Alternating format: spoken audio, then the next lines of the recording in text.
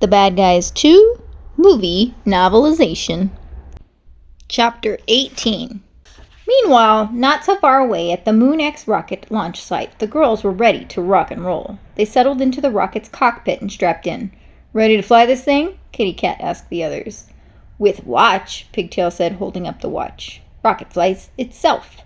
Using the watch, Pigtail accessed Mission Control's mainframe. Moments later, all the monitors in the Mission Control room began to flash with the same message: rockets priming. Several engineers who were lazily monitoring the room snapped to attention at once. Sir," one asked the flight director, "are you seeing this?" Pigtail tapped away on her laptop, getting things ready for the girls' first spaceflight.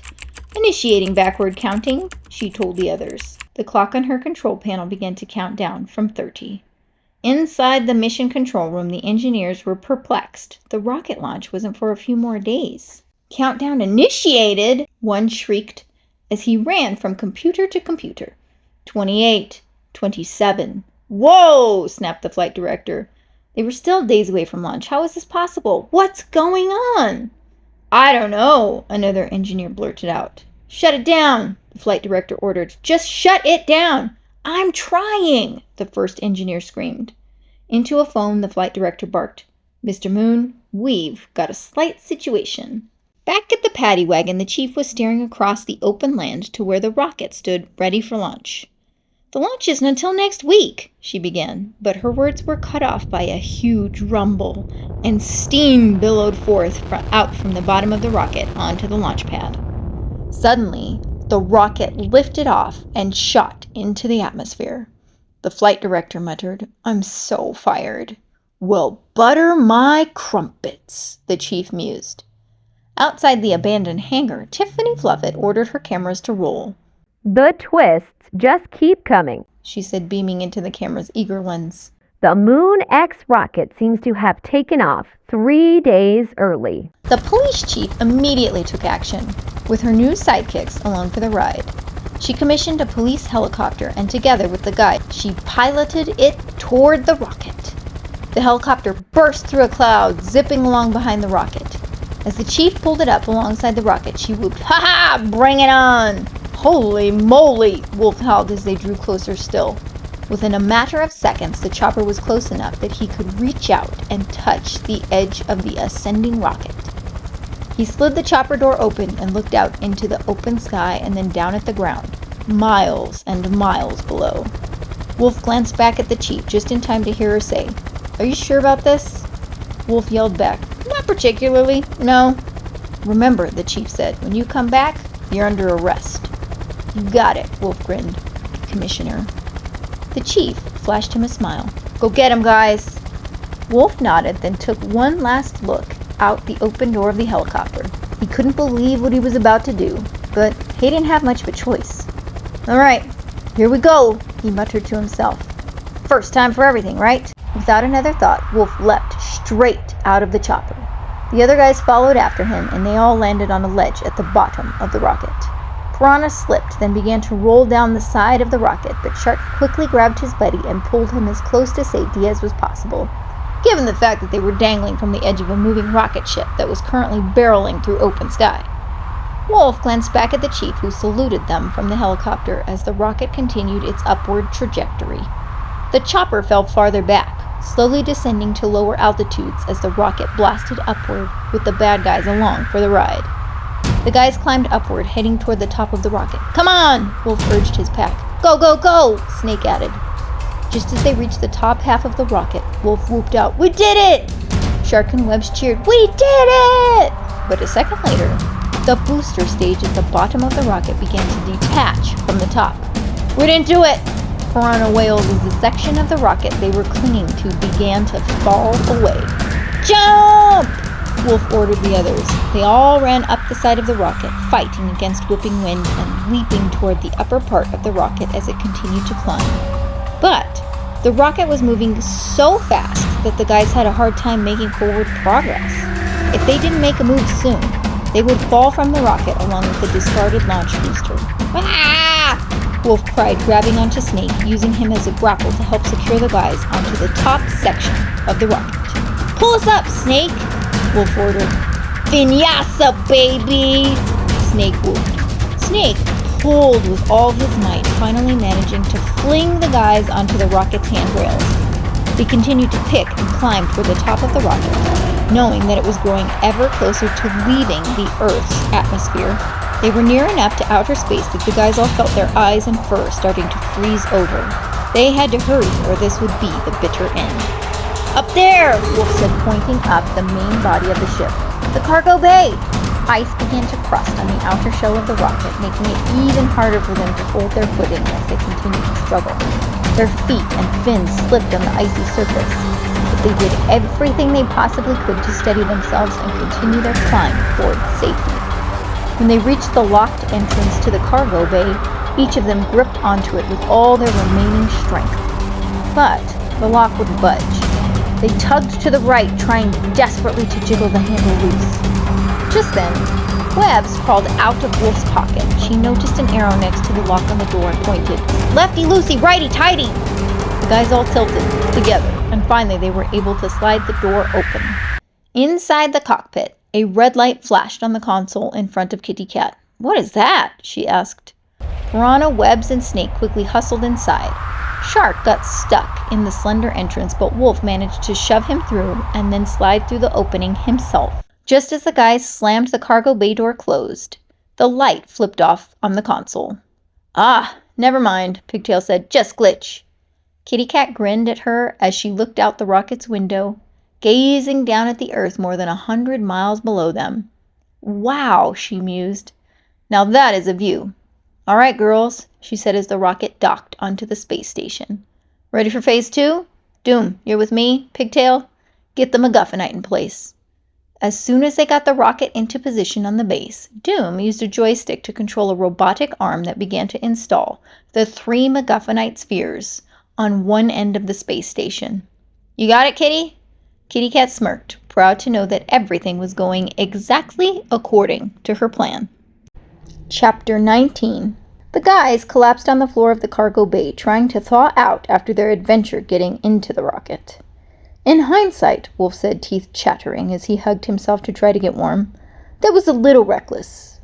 "Everybody make it?" Webbs asked, shaking ice crystals off her legs. Snake looked around and clocked a missing member. "Hey, where's Piranha?"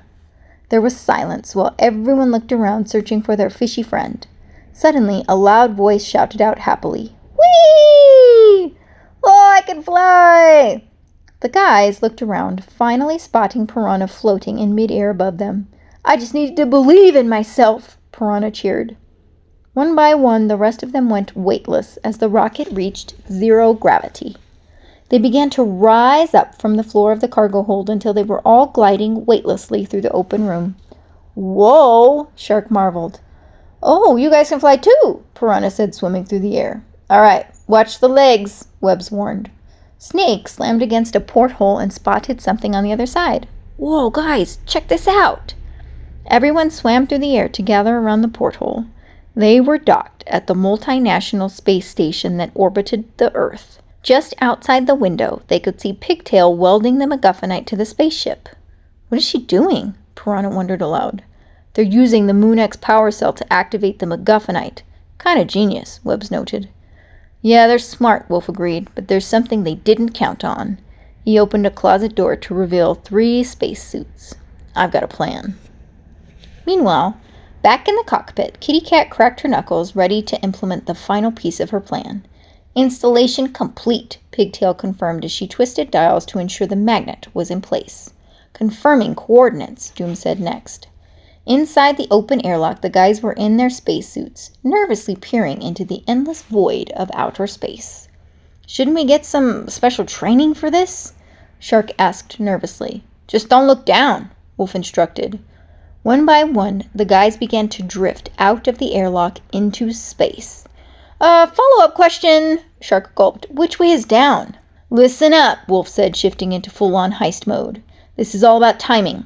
Webbs, Shark, I need you to hack the external console while Snake and Piranha pop the control panel to engage the manual override switch." "You got it," Snake confirmed. "And what about Kitty?" Webbs asked. Wolf nodded. "Leave her to me. We've got one shot to save the world. Let's make it count." "We're in position," Doom responded. Kitty Cat smirked and said, I think it's time we introduce ourselves. She turned the remote magnet dial to 15%. Zung!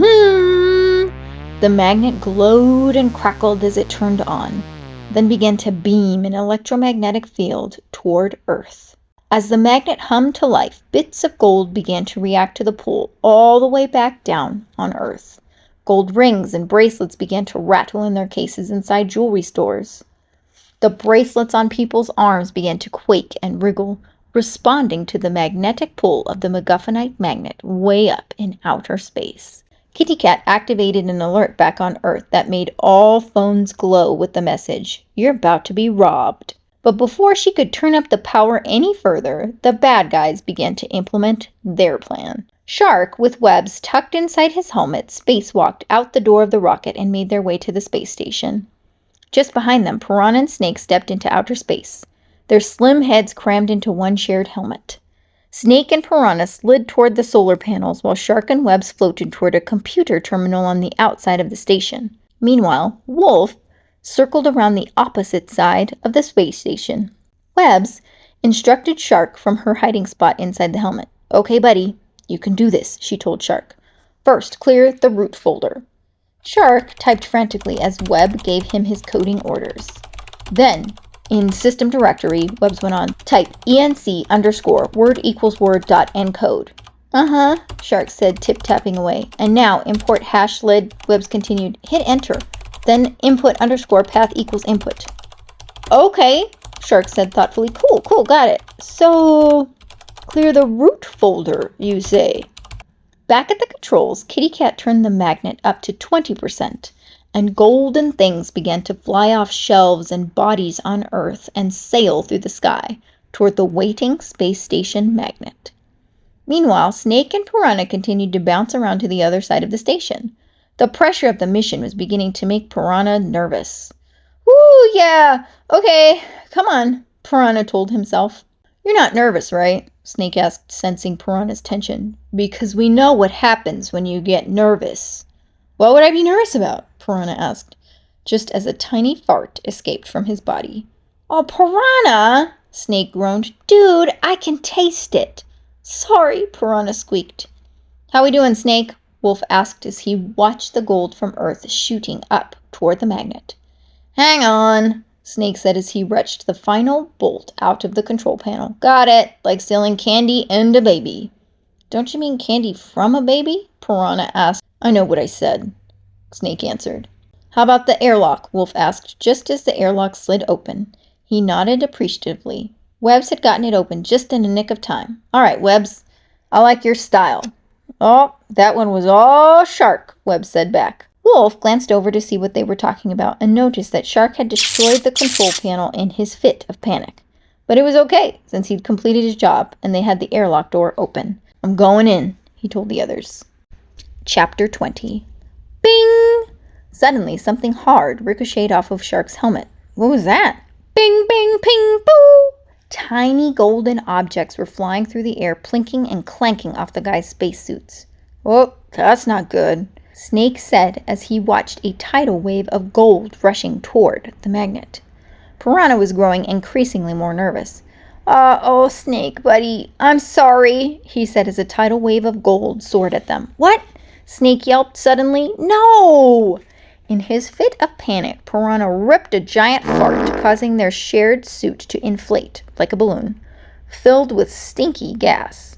They began to float away from the ship, and the switch to shut off the magnet was only half engaged. "Get to the airlock," Webs told Shark as they tried to dodge and weave out of the way of all the flying gold bits. "Go, go, go!" "Holy potatoes!" Doom mused, watching as the gold sailed past the shuttle's window.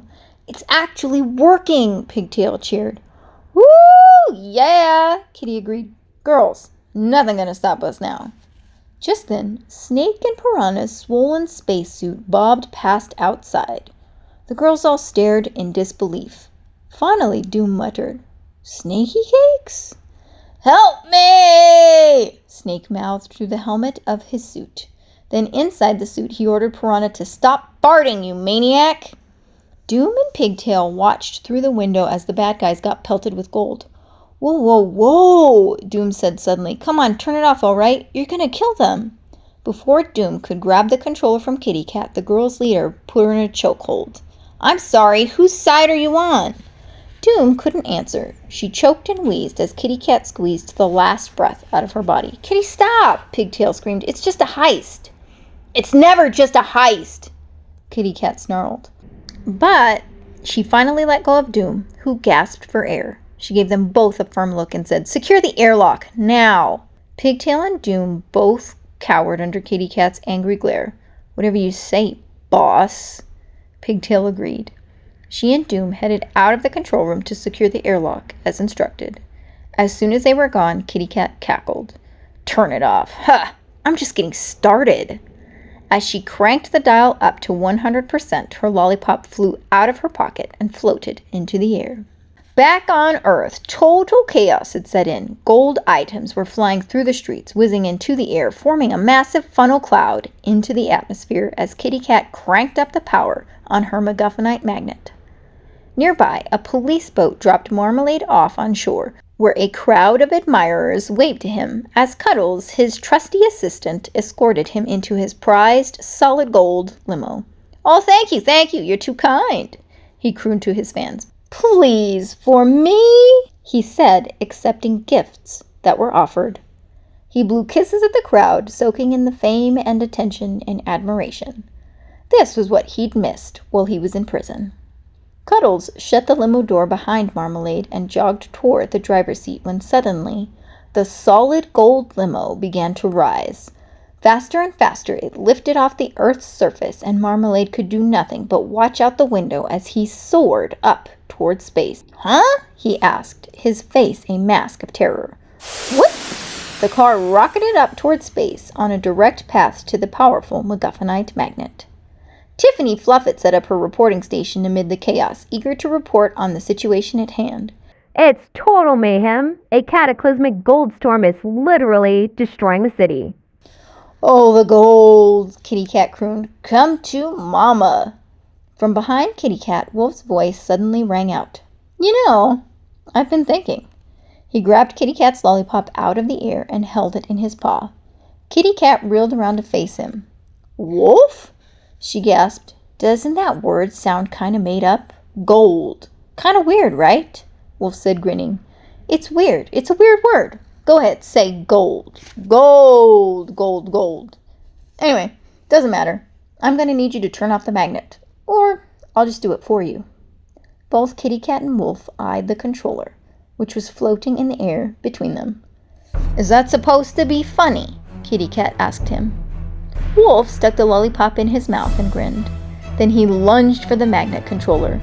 Kitty Cat easily intercepted him and pop! With one quick flick of her foot, Kitty Cat sent Wolf flying across the room with a perfectly placed roundhouse. Stay with me, Popo, Piranha said, slapping Snake inside their shared helmet. Snake was flitting in and out of consciousness as they lost oxygen inside their suit. As they spun farther and farther away from the space station in their inflated spacesuit, Piranha let out another toot. Snake roused himself enough to say, I don't want to die like this. Come on, Piranha, Piranha said to himself. Your friend is spinning out into space. You should know what to do. Just then, something long and gold caught his eye.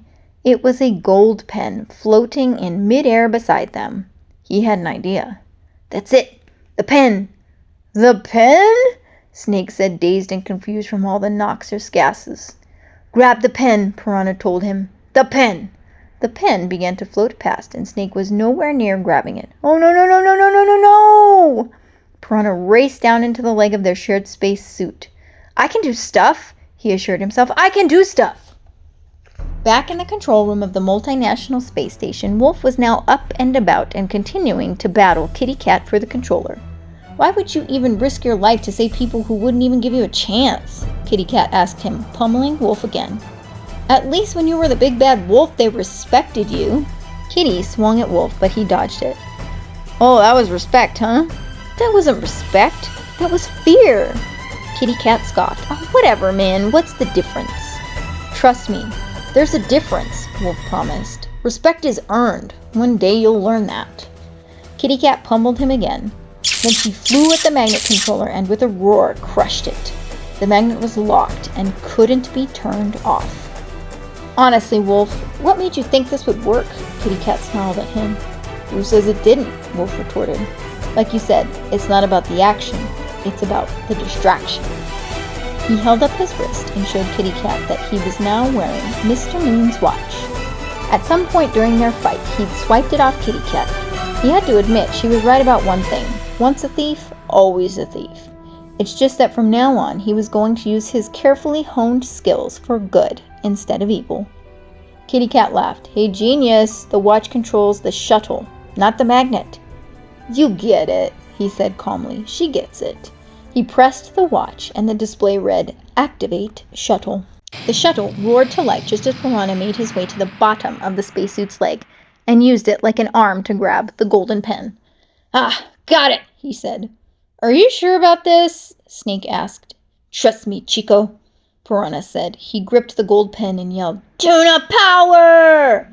Then he stabbed the sharp end of the pen into the butt of their spacesuit, immediately releasing a cloud of pent-up gas. As the air rushed out of the suit through the hole, it acted like a jet propeller, sending them zooming back through the field of gold debris toward the space station. Wah! They both wailed as they shot through the air. The spacesuit zipped straight toward the station's manual shuttle release switch. Schwack! As soon as the flip was switched fully, the Moon X rocket detached from the dock of the space station. Ready to go, Wolf, Piranha said over his comm unit. Kitty Cat looked out the window of the space station and saw that the shuttle was loose and ready to fly. The engines were glowing and the nose of the shuttle was pointed directly at the magnet. Well done, boys, Wolf told his crew. Webbs, tell me you're ready. Lining it up, Wolfie, Webbs told him as she tapped away on her computer inside the space station. Nice work, kid, Wolf said. Suddenly, Kitty Cat began to realize what Wolf's real plan was. No! Wolf grinned at her. You want to see a power move, Kitty? This is a power move. As Kitty watched on helplessly, the shuttle roared to life and blasted off, straight at the magnet. Everything gold, the Moon X rocket, MacGuffinite, was blasted into space. Snake and Piranha were beginning to think they were goners. They were still floating aimlessly in outer space, just out of reach of the space station's door. It's fine, Piranha muttered, holding in another toot. It was very much not fine. Hello? Pigtail's voice suddenly called out the open door of the space station. Need a hand? Snake and Piranha looked over and grinned when they saw Doom and Pigtail in spacesuits. The two of them had both donned spacesuits and had formed a chain to help save their friends. Hang on, Snaky Cakes, Doom called to Snake. Ah, sugar beak, Snake crooned. And you said you weren't into me. Piranha couldn't believe it. The girls had stepped in and saved them, prioritizing their pals over their own mission. That was the mark of true friendship. Doom grinned at Snake as she and Pigtail reeled the two bad guys back to safety. As soon as they were back inside the space station, Doom whispered, Why would you believe anything I say? Chapter 21. Kitty Cat glared at Wolf. She was feral with rage. No! How do you expect to get back to Earth without a shuttle? At least there is an Earth to go back, Wolf began, but before he could finish his thought, she charged, claws out. You destroyed my beautiful plan! Just as she was about to maul him, bam! Something came at her like a missile. Hey! The governor cried out, spinning into a kung fu move. What did I tell you about messing with my friends? Diane snapped at Kitty Cat. She'd finally woken up from her tranquilizer dart, and now she was furious. And when she was furious, Diane was fierce. Wolf blinked, shaking his head in disbelief. Was he hallucinating? Where had she come from? Wolf, Diane began. Wolf rushed over to her, and they hugged. We tried to stop her from posting, Wolf said desperately, but before he could finish that thought, Diane pulled him in for a kiss. Wow, Wolf mused. What happened to medium friendly? Well, good thing I'm not the governor, Diane said with a smile. Just as they went in for another kiss, Snake, Piranha, Webbs, and Shark came into the control room. Gross, Snake mumbled. Finally, Shark cheered. Guys, Wolf said, beaming when he saw his friends were safe. Am I happy to see you? Whoa, Piranha said. suddenly realizing it was Diane in the room with them. "Diane, what are you doing here?" "Just happened to be orbiting the Earth," Diane said with a laugh. "Thought I'd drop by." "Yeah, baby," Shark cheered. "We did it, baby! We did it! We did it! We did it! We did it! We did it!" Piranha joined in. The cheering came to a screeching halt when the guys noticed that Doom and Pigtail were standing in the doorway. "I hear about famous bad guys all my life," Pigtail said seriously. "But now I get it." Before the guys could respond, the space station began to rumble and shake. A computer voice announced, "All systems offline." The lights in the station flashed and alarms began to wail. The group all rushed to the control panel as the computerized voice announced, "All personnel must evacuate at this time. Low altitude detected." "It's a massive system failure," Pigtail announced. "We're falling out of orbit," Webb said. The space station shuddered again, and pieces of the exterior began to fall off as they hurtled toward the Earth. The whole station shifted and tilted, and they began to plummet back toward Earth, which was hundreds of miles below. The computer voice came on one last time to announce, "Prepare for impact." Chapter 22. "I think this is it, Wolfie," Snake mused. Doom wailed, "We're doomed!" "Okay, whoa, Wolf said, trying to calm everyone down so they could think rationally. "Hang on, don't talk like that. Sure, it looks bleak. Sure, we're hurtling toward Earth in a tin can, staring squarely into the face of death. Sure, our blood may boil. Our bones may liquefy internally. But if there's one thing that I know about this crew, it's that we never give up." He looked around at the group gathered around him. "Because we have one thing that's stronger than fear, even stronger than gravity, and that's hope. You hear me? Hope!" He squared his shoulders and said, "We're gonna land this thing, or we're gonna die trying." There wasn't a dry eye in the place at the funeral home as the legendary bad guys were remembered and celebrated. The police chief stood at the front of the room delivering an emotional eulogy. "What those guys, those brave, beautiful guys did up there, saving the world from a 24-carat catastrophe." She choked up, but pulled herself together enough to continue. "When, despite all the rejection and suspicion, all the tiny humiliations, they did it for us." The gallery of the funeral home was packed, filled with everyone who had come in contact with the bad guys over their years of service. "They didn't do it for fame or for glory," the chief went on. "They did it for us. They weren't just good guys. They were my best friends, and I would give anything to arrest them just one more time." The chief began to sob, just as everyone else in the room broke into tears. "This one's for you, Wolfie," she said, holding her coffee mug up in a cheers. Outside the funeral home, Tiffany Fluffit was reporting live from the service. "I, for one, am outraged that it took an evil space magnet for people to realize that the bad guys were worthy of our love all along," she said into the camera. "But it's too late, because now they're dead." She shook her head somberly and continued her report. "Ironically, the only survivors were the perpetrators of the heist, including the super criminal known as the Phantom Bandit." The footage shifted to show Kitty and the girls being arrested next to a shuttle escape pod, somewhere far out in the middle of the desert. They were tossed in a van and hauled off to their prison sentences. As the video played, Tiffany Fluffit spoke over the footage to explain. A second escape pod was, tragically, empty. Just as her coverage ended, the chief wrapped up the funeral service and retreated to the back of the funeral home. She pushed open the door to the casket room and boomed out, "Did I sell it or did I sell it?" The guys and Diane all stood, very much alive, inside the funeral home where they had been watching their own funeral. Shark's head was bandaged. Wolf's arm was wrapped in a sling. Snake was trapped inside a neck brace. They were battered, but very much alive. "Are you going to tell us what this is all about?" Snake asked. He didn't like playing a dead guy. "Yeah," Piranha said, "'cause I don't feel dead." "And who are the suits?" Webbs asked warily, staring at a pair of broad-shouldered agents in black suits and sunglasses. "And why are they wearing sunglasses inside?" Shark asked suspiciously. I know, Chief said quickly. "I know it seems elaborate, but trust me, it's the best way, if you want to do some serious good." One of the agents stepped forward and said, "Gentlemen, ladies, You have been identified as ideal candidates for a brand new ultra-elite unit of secret operatives that we're calling the International Supergalactic League of Protectors, ISGLOP.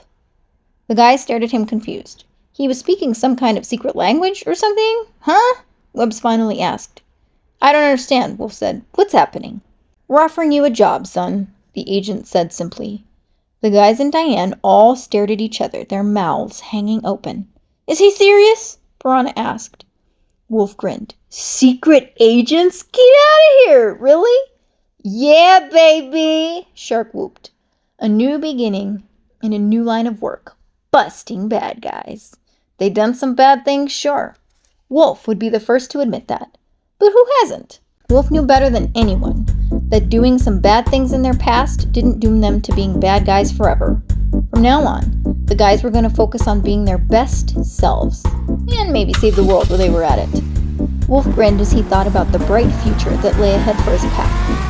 Some days, it's going to feel downright hopeless, he muttered to himself with a cunning grin. But with the right attitude and the right friends, the good life is a way of finding you. Ready to get to work, Agent Wolf? Diane asked him. Not bad, Wolf said. Not bad at all. The end. The end for some in the story was definitely not the end for all. While the guys were getting fitted in their new secret agent suits, Marmalade's golden limo was zipping around in outer space surrounded by stray pieces of gold. Inside the car, Marmalade laughed maniacally as his limo began to morph into a spaceship. The devious guinea pig slipped into a golden spacesuit and grinned. I love it when a plan comes together. He thrust his limo ship into gear, blasted toward deep space, and cackled as he cried out, Now it's time to go home.